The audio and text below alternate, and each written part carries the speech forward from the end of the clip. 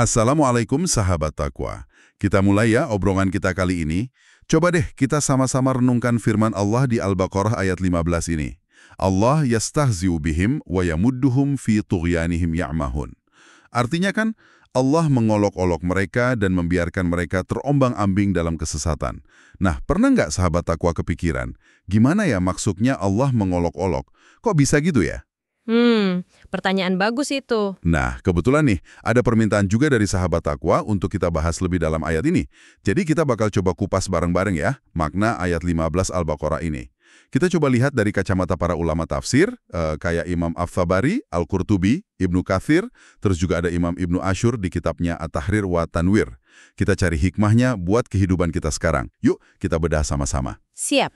Takwa Talks with AI, when Takwa talks to technology. Obrolan ringan menambah ketakwaan. Oke, sebelum kita langsung ke ayat 15, ada baiknya kita ingat sedikit ayat sebelumnya, ayat 14.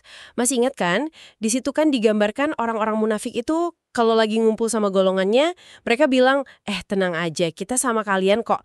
Kita tuh cuma ngolok-ngolok aja sama orang beriman. Gitu kan bunyinya, innama nahnu mustahzi'un.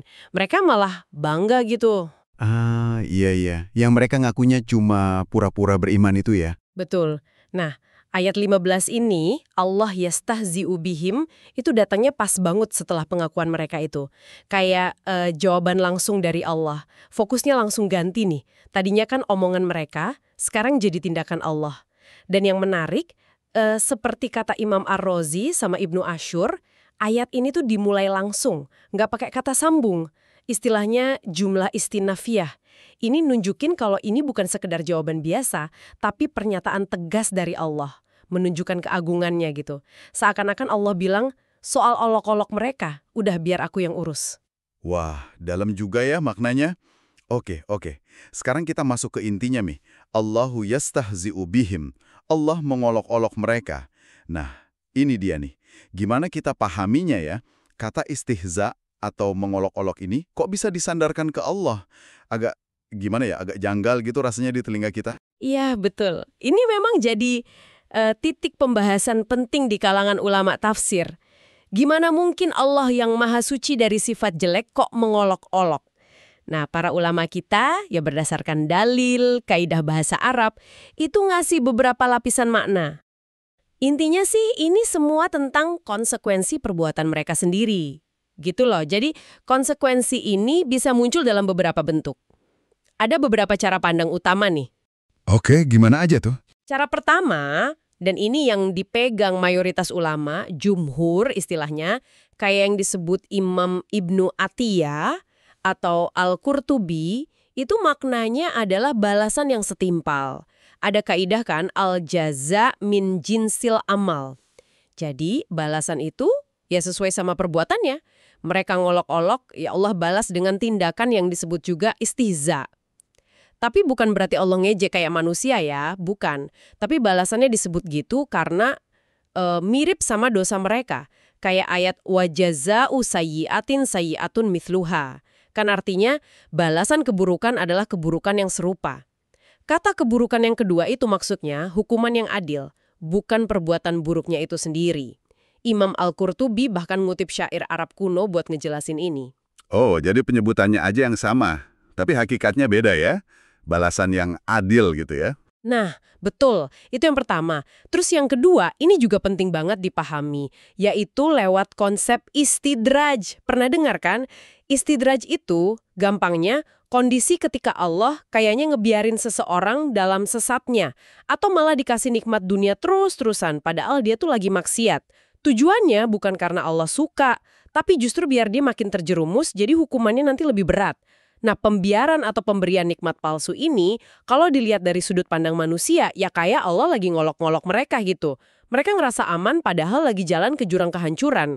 Imam As-Sa'di bilang, Allah itu seolah menghiasi perbuatan buruk mereka biar kelihatan bagus.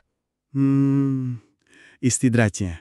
Jadi kayak jebakan halus gitu ya. Misalnya usahanya lancar banget, rezekinya ngalir terus, tapi ibadahnya bolong-bolong, maksiat juga jalan. Terus dia mikir, wah Allah sayang nih sama aku, padahal sebenarnya lagi dibiarkan makin jauh. Nah, itu dia. Persis kayak gitu. Makanya kita kudu hati-hati banget sama yang beginian. Imam Al-Qurtubi notif hadis juga kan, intinya kalau kita lihat Allah ngasih nikmat dunia ke seseorang, padahal orang itu terus-terusan maksiat, hati-hati, itu bisa jadi istidraj. Nah, ini bentuk olok-olok Allah yang tersembunyi di dunia. Ngeri juga ya kalau nggak sadar. Oke, terus cara ketiga gimana? Cara ketiga, ini manifestasi olok-oloknya lebih jelas lagi terjadinya nanti di akhirat. Ada banyak riwayat nih dari sahabat kayak Ibnu Abbas, terus dari tabi'in kayak Hasan al-Bashri, yang dikutip para mufasir kayak At-Tabari, Ibnu Abi Hatim, dan lainnya. Gambaran umumnya serem sih. Misalnya ada yang nanti di neraka terus dibukain pintu surga. Mereka kan buru-buru tuh ke sana penuh harap. Pas udah dekat pintunya ditutup lagi depan muka mereka. Terus orang beriman yang di surga pada ngetawain. Itu ada di surah Al-Mutaffifin juga kan, disebutin. Ada lagi gambaran pas nyebrang Sirat. Dikasih cahaya, kayak orang beriman, tiba-tiba padam cahayanya jadi gelap gulita. Bingung mereka kayak di surah Al-Hadid. Astagfirullah. Jadi benar-benar dipermainkan gitu ya di akhirat nanti ya? Iya, sebagai balasan perbuatan mereka. Terus ada lagi penafsiran lain. Ini lebih ke inti makna olok-olok itu sendiri, yaitu merendahkan. Jadi menurut beberapa ulama kayak Abu Sa'ud sama Al-Alusi, maksudnya Allah itu menimpakan kehinaan, kerendahan buat kaum munafik itu, ya sebagai balasan kesombongan mereka yang udah ngolok-ngolok agama Allah. Luar biasa ya, sahabat takwa. Banyak banget lapis maknanya. Mulai dari balasan setimpal, terus jebakan istidraj di dunia, sampai nanti drama yang menghinakan di akhirat. Semuanya nunjukin keadilan sama kekuasaan Allah ya. Bikin kita mikir banget ini, bener. Dan ada satu lagi nih detail bahasa yang, wah ini keren banget. Coba perhatiin deh. Allah kan pakai kata kerja bentuk sekarang atau berulang. Yastahzi'u. Ini kan fi'il mudhari ya istilahnya. Beda sama klaim munafik di ayat 14, mereka pakainya mustahzi'una. Itu isim fa'il yang nunjukin sifat atau kondisi yang kayaknya udah nempel, udah permanen gitu. Nah, Allah pakai fi'il mudhari ini, kata Al-Alusi sama Ibnu Ashur, itu nunjukin kalau balasan Allah itu terus-menerus, selalu baru, berulang-ulang. Ini lebih berat kan rasanya? Siksaan atau kehinaan yang diupdate terus, itu lebih nyakitin, bukan cuma sekali doang, tapi terus.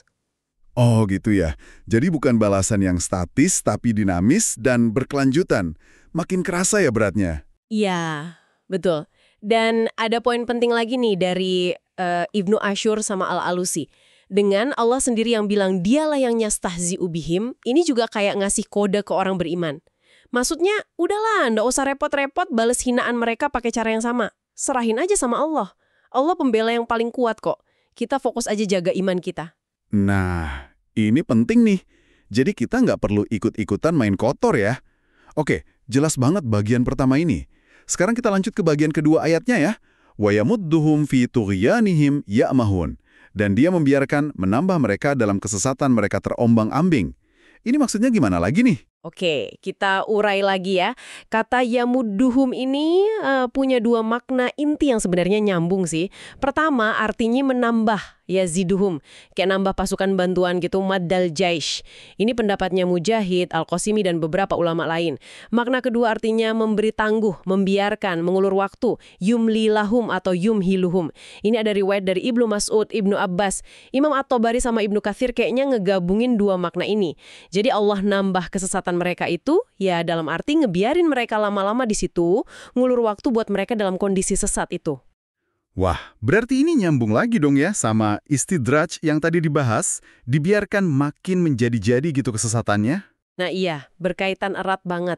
Pembiaran atau penambahan ini terjadinya fi tughyanihim, dalam tughyan mereka. Apaan tuh tughyan? Tughyan itu sikap melampaui batas, sombong, kelewatan dalam kafir dan membangkangnya. Kayak air bah gitu, togho alma, meluap, melewatin batasnya.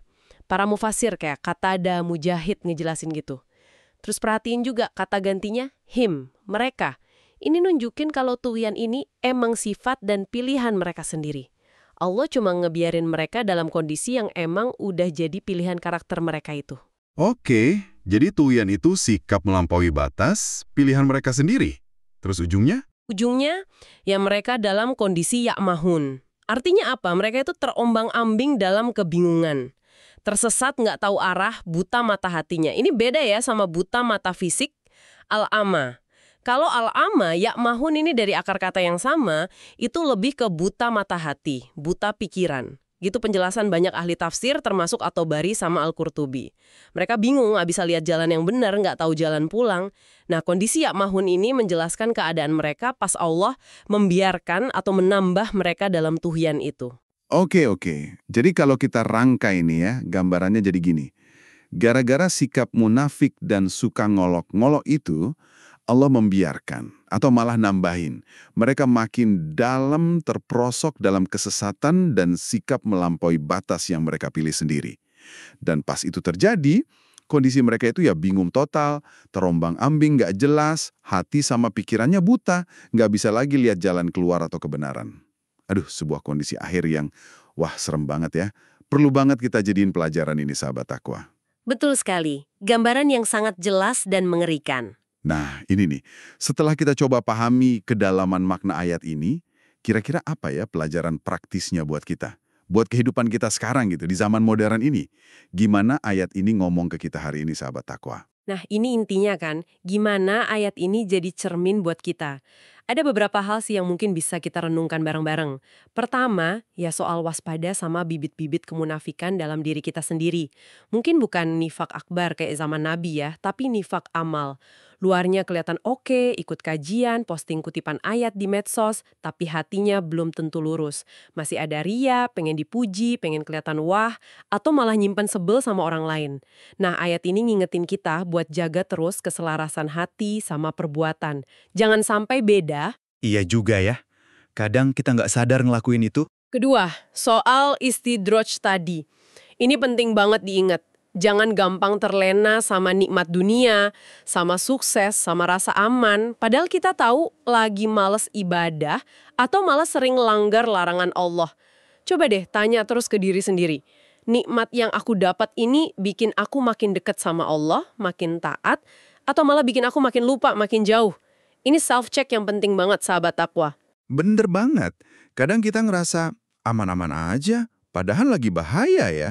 Contohnya, nyaman aja ngegosip, ngerasa, yelah gitu doang, gak ada dampak buruk langsung. Padahal bisa jadi itu tanda lagi dibiarkan sama Allah. Nah, itu contoh bagus. Ketiga, kita jadi yakin kalau setiap perbuatan itu pasti ada konsekuensinya.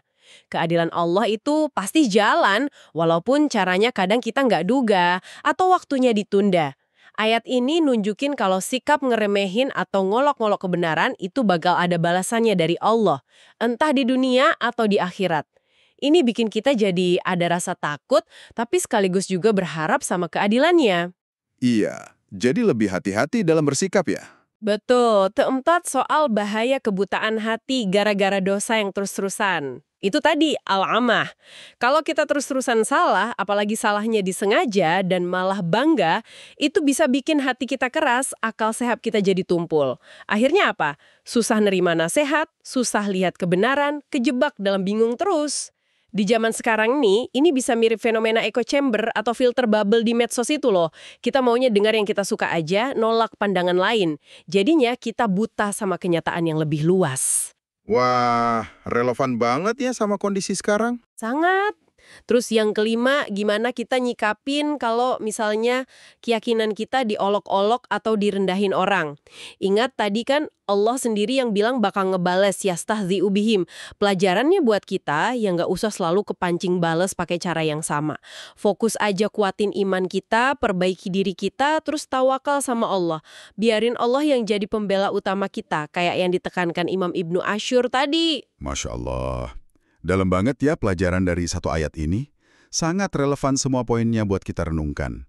Dan soal balasan buat pengolok-olok tadi, katanya ada kisah menarik ya dari Hasan Al-Basri.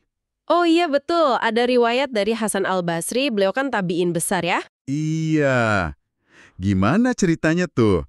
Jadi, diceritain nih sahabat takwa. Nanti di hari kiamat, orang-orang yang di dunianya suka ngolok-ngolok ayat Allah, ngolok-ngolok orang beriman, itu bakal dapat balasan yang menghinakan banget.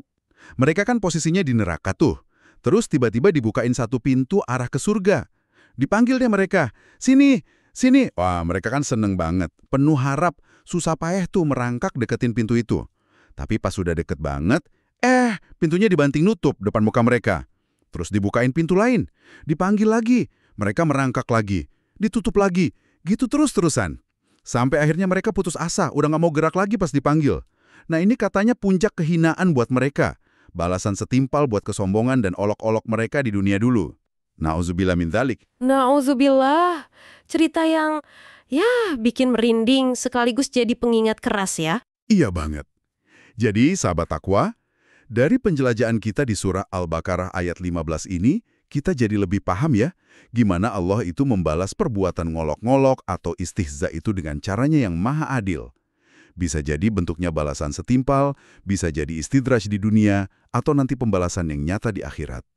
Kita juga diingetin lagi soal bahayanya kalau kita dibiarkan terus-menerus dalam kesesatan dan sikap melampaui batas atau tughyan, yang akarnya ya dari pilihan kita sendiri juga. Dan akibat fatalnya itu ya kondisi amah, terombang-ambing, dalam bingung, dan buta mata hati. Gak bisa nemuin arah lagi. Mungkin sebagai penutup nih, ada satu pertanyaan yang bisa kita bawa pulang buat direnungkan bareng-bareng. Ayat ini kan nunjukin gimana Allah bisa membiarkan yamuduhum seseorang dalam kesesatannya sebagai hasil dari pilihan dan perbuatannya sendiri. Nah pertanyaannya buat kita, gimana caranya kita bisa mastiin diri kita ini nggak termasuk orang yang dibiarkan sama Allah dalam lalai kita, sekecil apapun kelalaian itu? Gimana kita bisa terus aktif, minta, mohon, bahkan mungkin merengek gitu ya ke Allah supaya selalu dikasih petunjuk, dijaga dari salah langkah, dan nggak dilepasin sedetik pun dari bimbingannya. Kayaknya ini perjuangan iman kita seumur hidup ya. Masya Allah, pertanyaan refleksi yang dalam banget itu. Penting banget buat kita bawa pulang dan kita renungkan terus ya sahabat takwa. Baik, terima kasih banyak sahabat takwa udah nyimak obrolan kita kali ini. Semoga ada manfaatnya, ada hikmah yang bisa kita ambil buat nambah ketakwaan kita semua ya. Amin. Takwa Talks with AI, when Takwa talks to technology, obrolan ringan menambah ketakwaan. Sampai jumpa lagi. Wassalamualaikum warahmatullahi wabarakatuh.